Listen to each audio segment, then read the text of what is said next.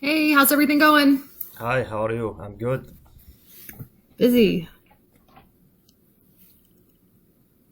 So you've got a new project? Yes, I have a senior project I have to do with the electrical system, and I need a monitor for it because I have no idea. I have some ideas about electrical, but not too much. Okay. Did you have it, are you doing this in Revit now? No, not yet. I'm waiting for my friends to send me the floor plan. Like it's around gonna be next week. Okay, Yeah, and right now I'm just doing some calculation I would like to share with you. sure.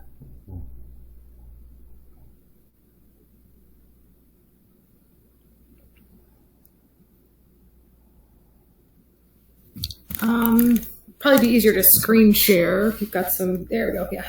Yeah. Um, can you see? Yes. Yeah. They only send me the classification, like the storage restroom, like the what they have in the museum, Huh? and they only had just sent me the classification of the building, Right. and I'm just assuming that there are that much of electrical equipment, and this are the total wattage, Mm-hmm. and then Okay. yeah, and then I assume like we have around maybe 18 motors in the building.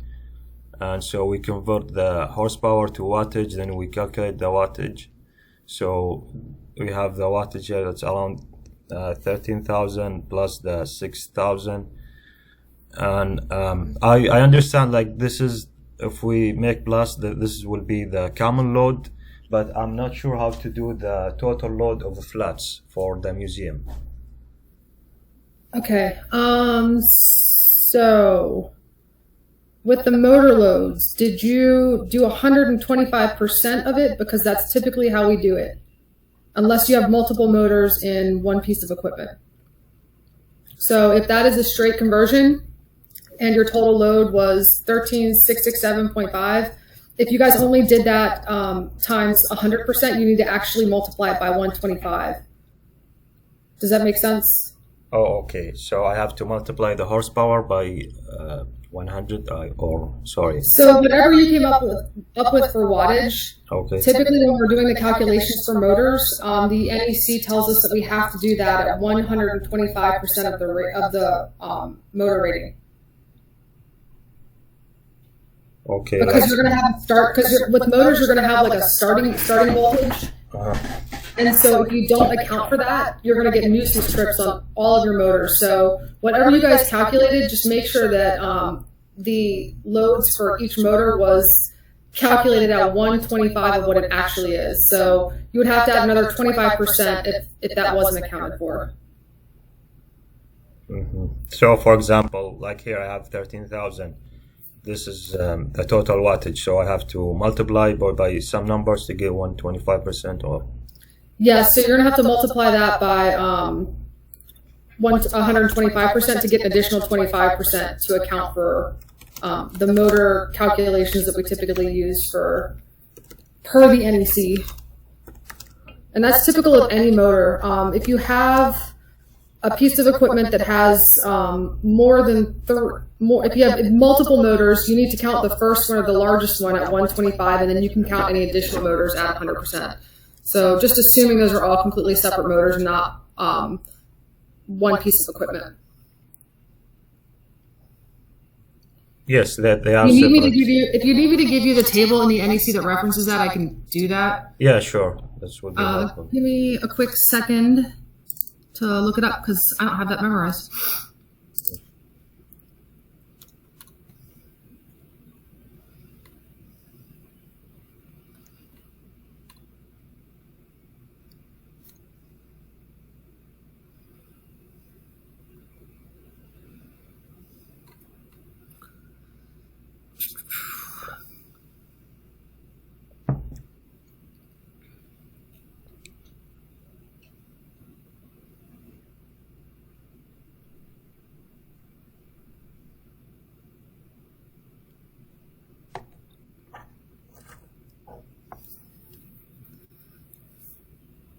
I'm gonna have to look it up and give it to you later. I don't want to spend a ton of time looking through a 500-page book.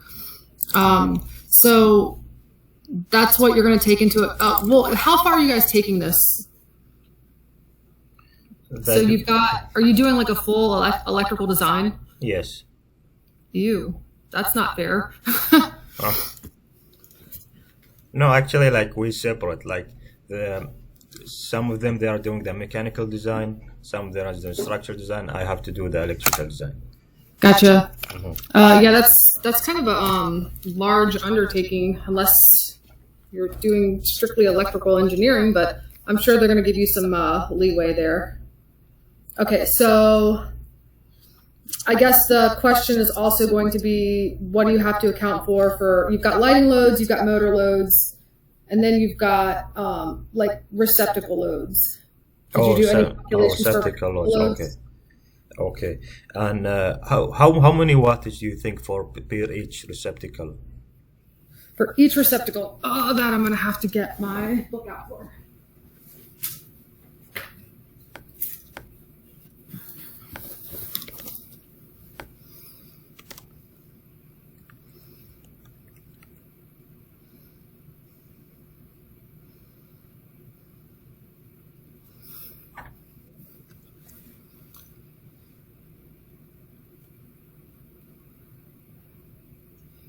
Let's see.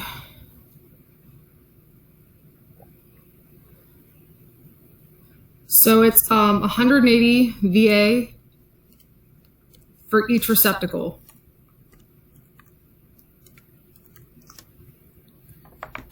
So double that if you've got a quad.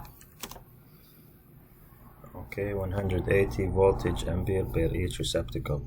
And do you have to convert to wattage or? Yeah, you're going to be doing a lot of stuff back and forth. So when you're in Revit, you're probably going to have those in apparent power.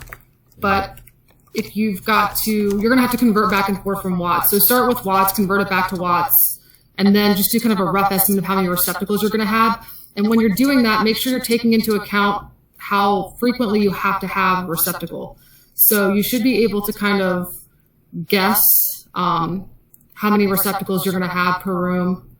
It may even be easier to kind of mark them up on a floor plan really quick and then kind of count them and then maybe add, I don't know, 10% or something just to be safe. Okay. Yeah, so your receptacles are essentially every 12 feet. Or no more than 6 feet from the edge of a wall. So typically when I'm in Revit, what I do is I'll create just a circle. And the center of the circle goes on the receptacle. And then I'll copy it. And as long as the circle's touched, you're good to go. So it's based on like a typical 6-foot chord. So if your receptacle's in the middle and you've got a 6-foot chord, you know, that creates kind of a 12-foot semicircle. So your next receptacle is going to be 12 feet over, and then same thing, you'll have a semicircle. So it essentially creates 12 feet. There are some more rules so it's every 2 feet on a counter height surface. So if you've got like a kitchen counter or something like that, it's going to be every 2 feet. And then those have to be GFCIs. Okay. Also, I have seen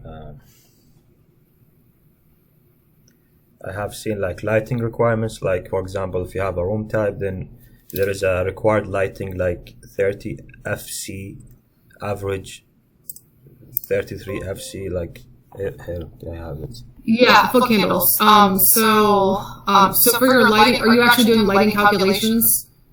Yes. Okay, that should be interesting. Revit has some built-in functionality with that, but it's not the easiest thing in the world to deal with. It really depends on your Revit families because a lot of the stock content in Revit doesn't have a light source, and if it does have a light source, stop me if you have no idea what I'm talking about. There's Yeah. actually a light source element in the light fixture family. So you want to make sure that you have a light fixture in there. We use a different plugin for Revit to do lighting calcs. There's a program called Elum Tools, ELUM Tools, and it's by lighting analysts. They also make a 2D program called AGI 32. And that's how we run lighting calcs. Like I said, there is some built-in functionality in Revit, which might give you a general idea, but the families typically aren't very accurate. So as long as it's not, professional level design, then it should be fine. 30-foot candles, that's, depending on where you're at, that's a little high, but that's probably pretty typical for most areas. Restroom, 5-foot candles. 5-foot candles seems a little low for a restroom. It also seems low for a hallway. Okay. So if you want to talk lighting controls, again, I think we talked about this before, but ASHRAE 90.1 is going to dictate a lot of your automatic lighting controls. So you're going to have required lighting controls just to meet code at this point. And I know you mentioned LEED. So a lot of the ASHRAE 90.1 codes kind of get you pretty far along with LEED credits. So you're going to have a lot of occupancy sensors. In private offices, you're going to have vacancy sensors and dimming dimmer switches.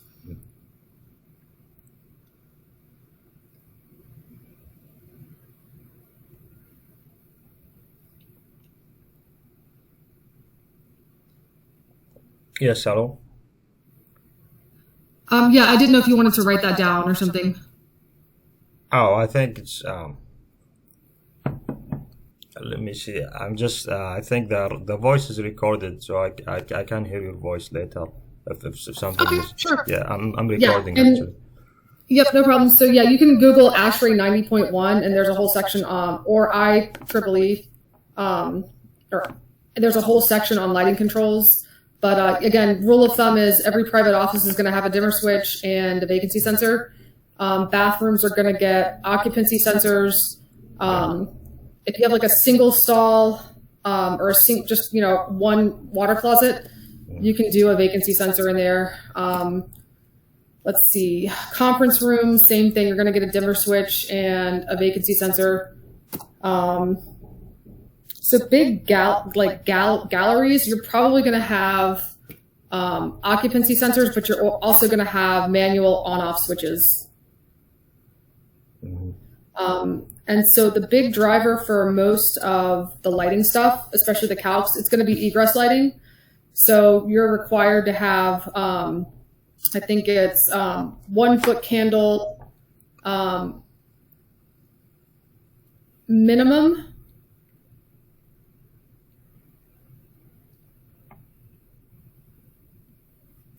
So you can't have any spots where there's, or at least along the path of egress, that you don't have at least, or 1-foot candle average, and it can't be like below 0.1.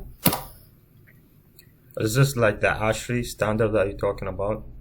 Yes, that looks like it. Yep, 90.1. That is the one. So a lot of the stuff so before ASHRAE 90.1, or at least to this extent, LEED picked up a lot of these energy codes and made it kind of a certification. But as ASHRAE 90.1 has kind of gone along, just meeting any sort of code gets you to a pretty easy low-level LEED certification. I can't remember what the lowest one is at this point.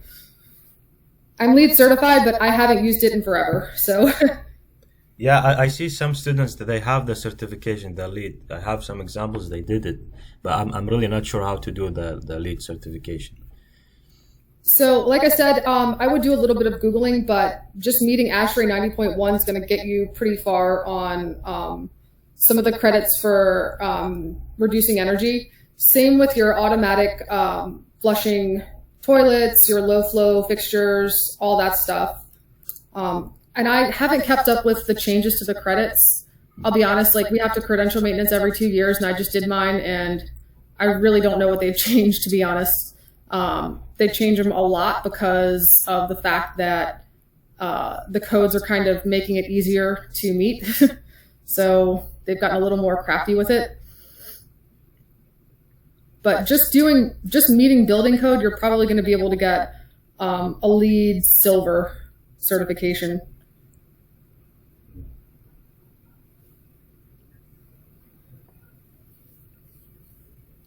Okay, yeah. So far, like I like the informations. I will listen. I mean, I can search about I would choose the information. minimum foot candles in offices and corridors, because 5 I think is too low. Okay. So the foot candle, like the schedule and the numbers, you say I can get it from Ashley or? For that, let me see. So the governing body for that kind of stuff for lighting is IES, and you don't even want to see what that book looks like. It's got to be 1,000 pages. Let me see. IES recommended light levels. Yeah, most people don't. Okay, so here we go. Yeah, if you just Google IES recommended light levels, you'll get a whole table with room types and the like average lighting level by space. Oh, let me check. So yeah, corridor is minimum 5 foot candles. I don't know if I'd go quite that low. I would try and keep it closer to around 10 average. Let's see. Kitchen food prep 30 to 75. Yep, that works. Classroom 50 to 75. That works. Where are the office? General office. Lobby, office, general. Yeah, so office, open office areas 30 to 50. That makes sense. Private office 30 to 50. I didn't see, yeah, IES. So add the E in there. IES. Oh, IES. Recommended light levels. Or I can email you this link that I have. Yeah, sure. Let's see what comes up. I'm going to send you the link that I have because I like this one better, actually. I'm going to send it in the messages. Okay.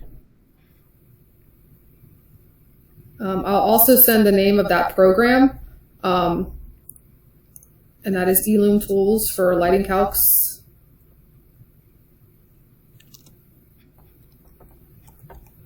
And I'm also going to put in here the minimum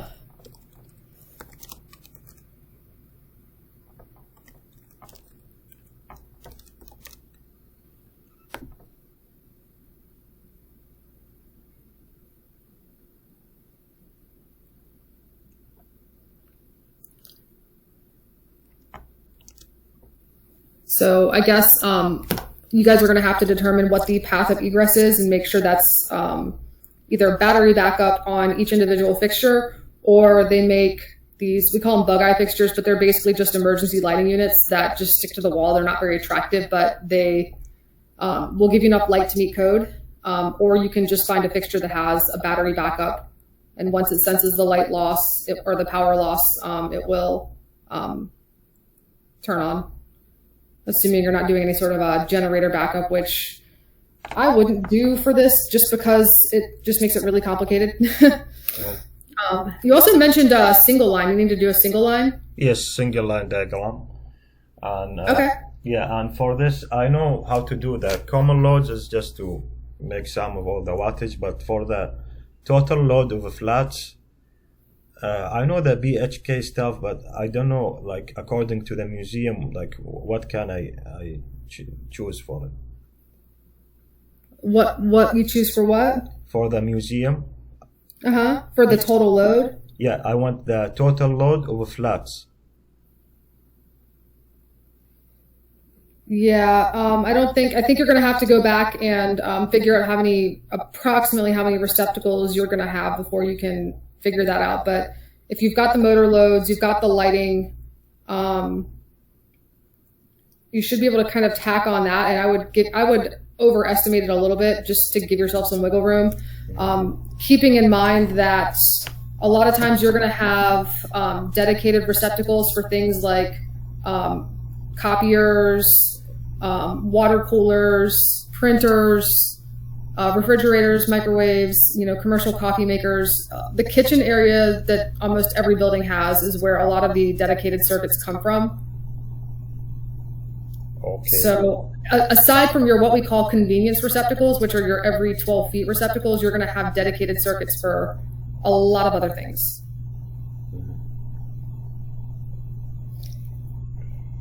There's probably a calculator where you can plug in your square footage and get a quick takeoff on how much you can assume for receptacle loads. Let me see if I can find something for you.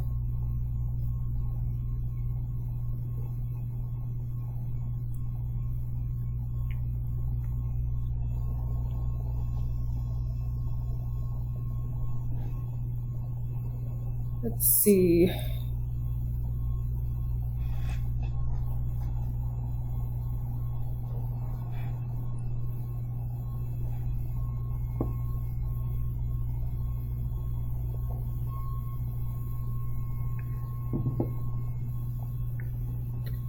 I'm sure you guys have already Googled this, but I just found a really easy how to calculate load kind of thing. But it's basically what we've already talked about. And then, like I said, you're going to have to kind of do an estimate of your receptacle loads. And I wouldn't get super picky about anything besides convenience receptacles, except for if you have a kitchen area or any sort of cafeteria. If there's any sort of cafeteria, you have to take into account powering a lot of the kitchen equipment. Oh, actually, yes. I have. So in our design, we have coffee shop, like theater, lobby, storage, gallery, this stuff. Yep. So one thing to, and almost every building, like I said, there's some sort of kitchenette. So staff conference room. There's some sort of kitchenette or something, break room kind of thing where you're going to have some of those dedicated loads. Coffee shop, same thing. Just make sure that you're accounting for any sort of special equipment. Like I said, commercial coffee makers, refrigerators, that kind of thing. But is this like it's connected to the receptacles? So you're going to have, like I said, your convenience receptacles, which by code are going to be, every 12 feet. And then on top of that, more frequent than 12 feet. It just depends on where your equipment is placed. You're going to have dedicated circuits for some of the bigger stuff. Like I said, microwaves, coffee makers, refrigerators. So that's on top of your convenience receptacles. Oh. Another thing to keep in mind is if you have rooftop equipment, you have to have a convenience receptacle on the roof. I think it's within 25 feet of the equipment.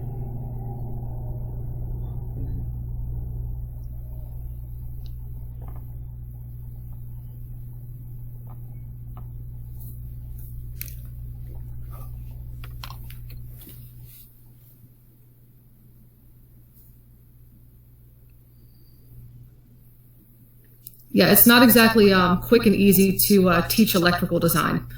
Yeah. It's kind of a lot. I mean, I've been doing it for a while, and I still have to look at the book to get stuff like that pretty much every day. But again, it's just an estimate. If you get a floor plan and it's in Revit, one thing you can do is place all the receptacles every 12 feet.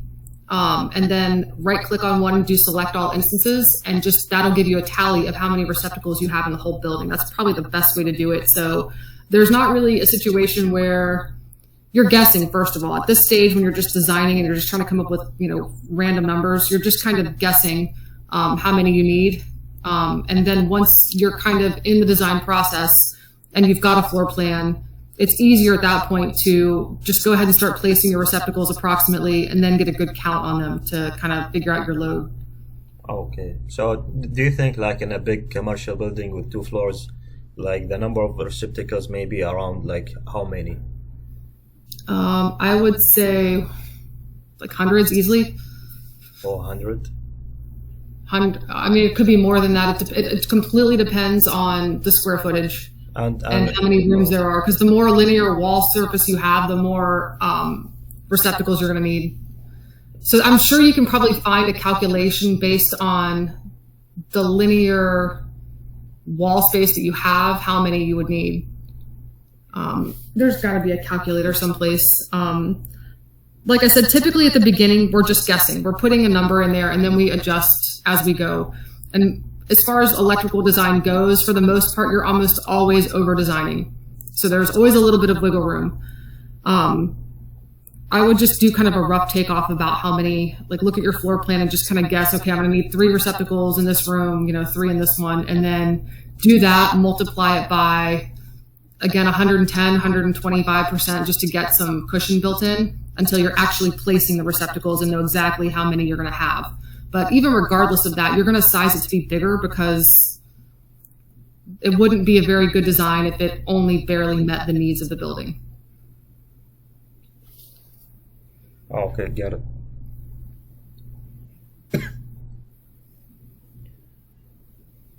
The other thing that you probably need to think about, and again, this is kind of a coordination with whomever is doing the plumbing part of it, is if you have hand dryers, if you've got paper towel dispensers, if you've got hardwired automatic flushing toilets, those all require a power connection. So those are also going to draw load.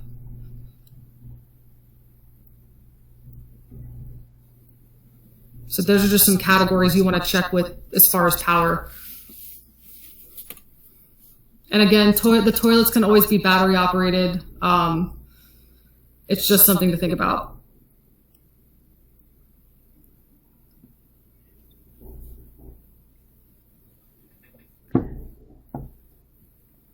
And when you're going to do things like panels and you're getting to the point where you're sizing equipment, it's kind of obvious, but just make sure you're taking the voltage into account.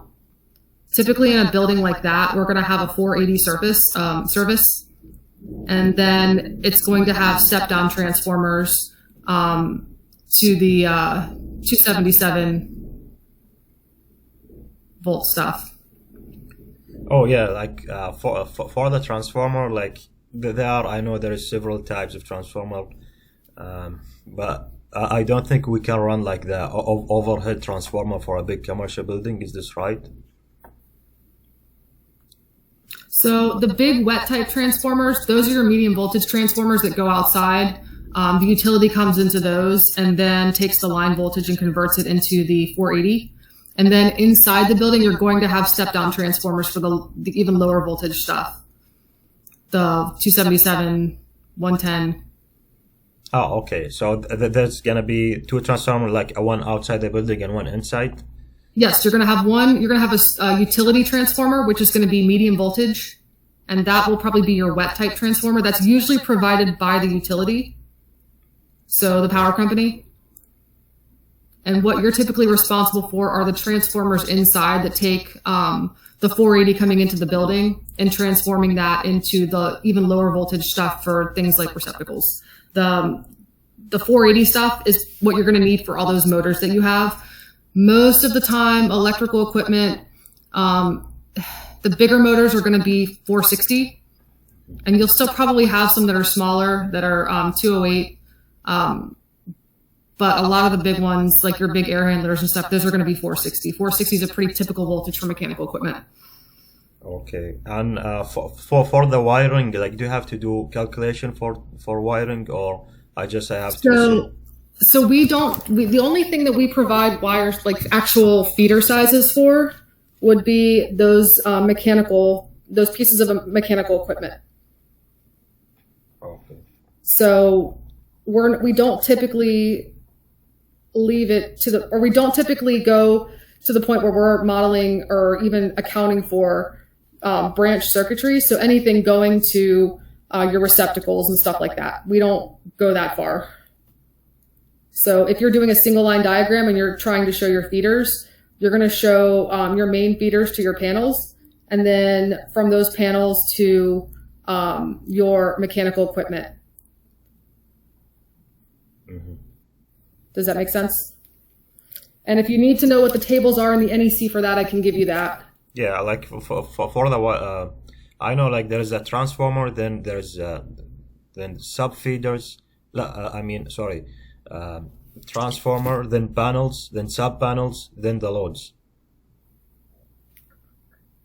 Right. So you're going to have, so typical single line is going to look like this. You're going to have your utility, your meter, your transformer. And then from your transformer in the building, you're going to have a main electrical room with a switchgear. Oh, is it okay if you share screen? Let me see. I don't have anything open right now. Let me see if I can find anything, or at least an example. Give me one sec.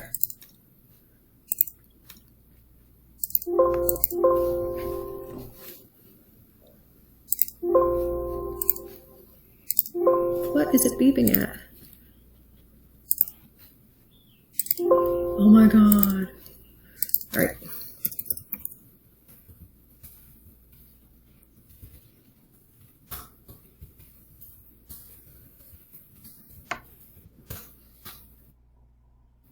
All right.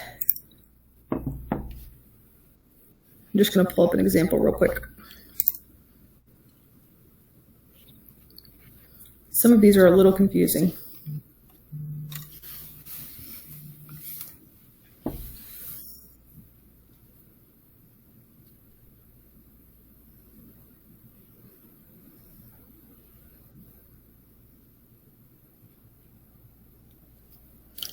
Let's see if this one does what I want it to do. Actually, this isn't terrible. Let me pull this up. It gets kind of blurry. Give me a sec.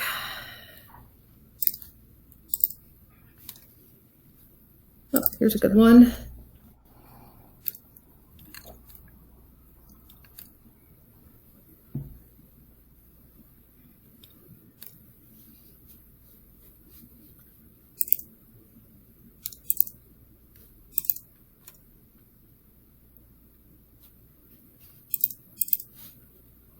It's not quite ready.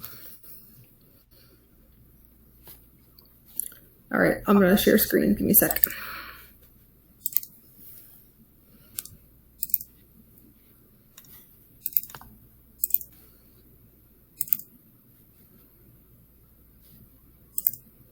That's not it. There it is. Okay. Let me see if I can get any of these pulled up. This one is a little bit blurry, but we'll give it a shot.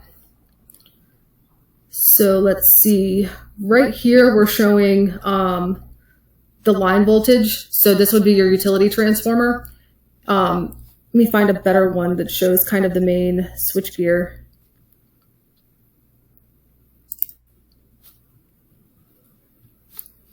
That one's not great either. Let's see.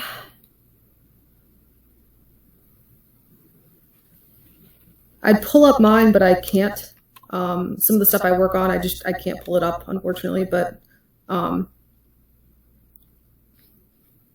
to find a good example of one.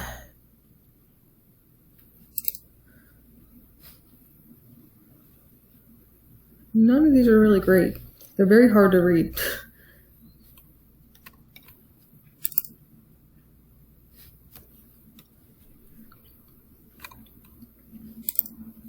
And they're all super blurry. So I'll try and describe it as best I can.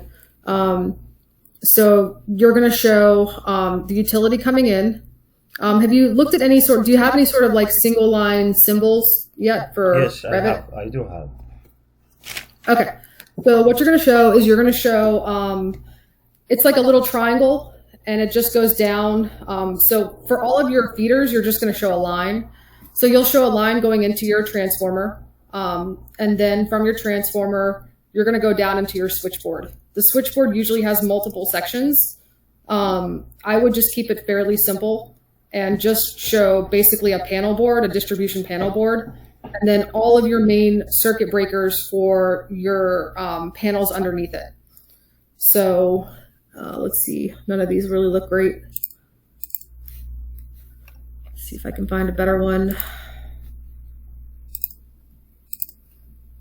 Let's go back here.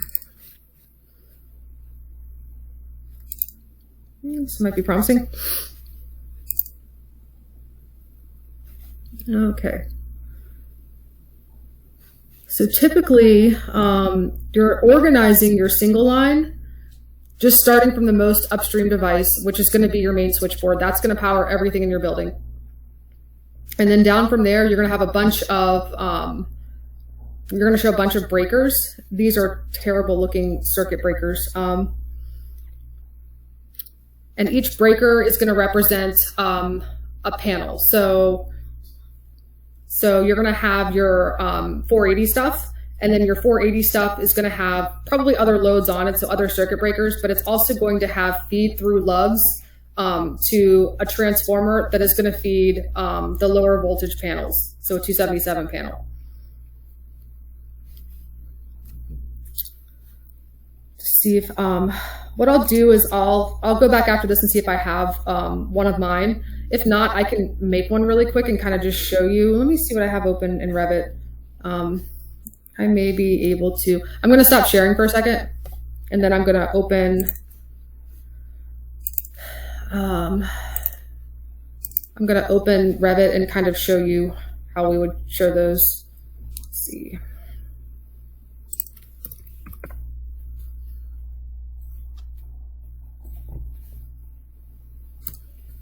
And you typically want to build your single line before you start putting anything into the model as far as panels and stuff. It's kind of your guideline.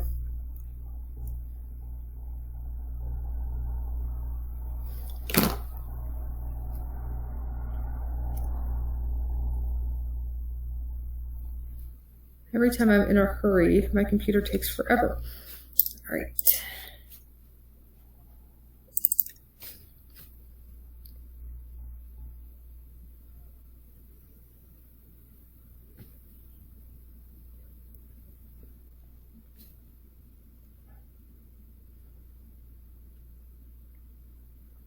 It actually might be quicker to do this in AutoCAD, but I'm just opening Revit right now. It's taking its sweet time.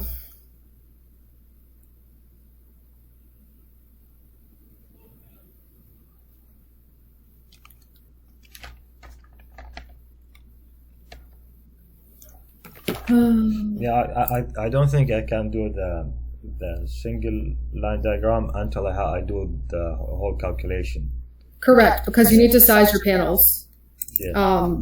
Yeah, and that's kind of a whole other thing. Then we can actually skip that one for now. But once you kind of get an idea of the load, then you're going to have an idea of how big your switchboard needs to be, and then the branch panel boards going from there. But like I said, you need to plan on having an electrical room with a switchboard in it, and they can be pretty big. They can be 12 feet long. And then you have to have a working clearance of 6 feet in front of it, and you have to have double doors on the electrical room. So you have to have two doors. They have to be 6 feet total. And then you're probably going to have a room big enough to put some of the step-down transformers and the 480 panels at very least in there. So you're going to have a bunch of panels in one room. You always have one main electrical room, which has the main equipment in it, and then it feeds down to the smaller stuff. So plan on making a pretty decently sized electrical room.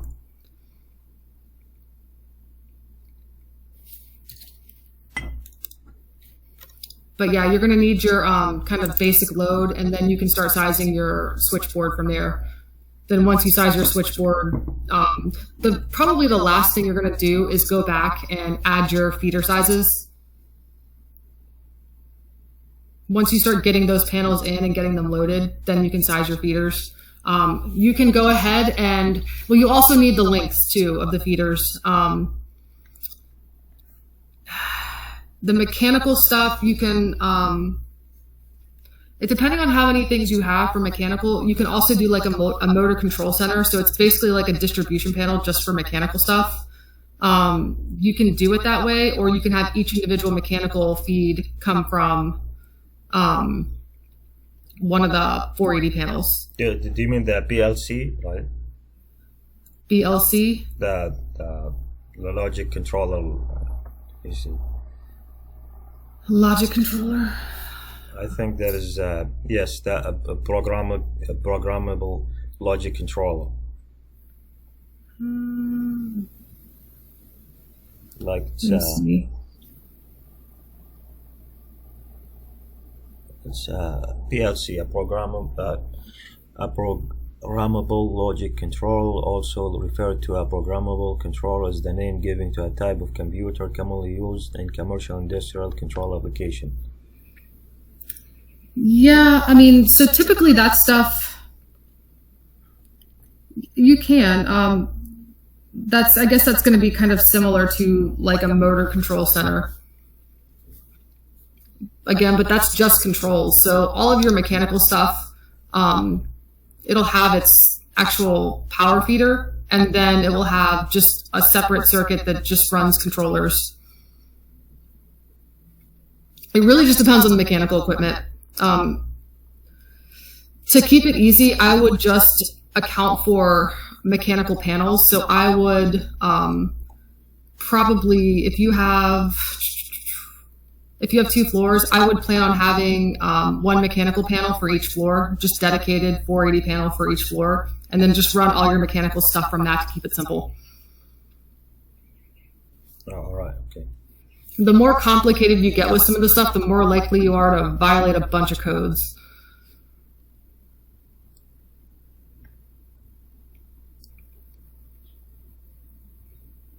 So keep it simple, do 1 mechanical panel for each floor. If you have rooftop equipment, just make sure you size your 2nd floor panel to be able to handle the loads from the roof. Yeah, I think I have to make guessing until I receive my floor plan and Revit for like probably is going to be next week. Yeah, so what I would do, I don't even know that you can really kind of guess on the receptacle loads unless you can find some sort of calculator that just kind of assumes things based on square footage, which again, that doesn't even necessarily work because it's basically more about the linear feet of wall space that you have. So you could have a 2,000 square foot building, but one 2,000 square foot building could have considerably more rooms and therefore need considerably more receptacles. But just like the lighting per watts per square foot, you can probably find something that will do the same thing for receptacle loads. Just a basic, multiplier to give you a rough idea of what the receptacle loads are going to be per square foot. And then add in your mechanical loads. Oh, the mechanical loads is considered for electrical also? Yes, the power loads, yes. Absolutely. Those are going to make up the biggest electrical loads that you have. Like, what is it? Like the mechanical loads, is it like the lighting calculation that I did, or is it something different? So you've got all your motor sizes, so you've already got a table that's kind of showing all of your mechanical motor loads. So you should be pretty good on that. Just multiply it by 125 to meet the requirement. Again, because whenever you have motor startup, you have a starting voltage, and you'll trip every breaker you have mechanical equipment on if everything starts at once. Okay. So just that, I think what you have is really good. Just like I said, overestimate it by another 25%. Okay. Yeah, I don't know that you can do much else with receptacle loads until you have a floor plan, because that kind of is going to dictate what you're going to need. But realistically, a lot of the receptacle loads aren't really that much. They don't really account for a ton. Missing a big piece of mechanical equipment would be far worse than missing a few receptacles. Mm.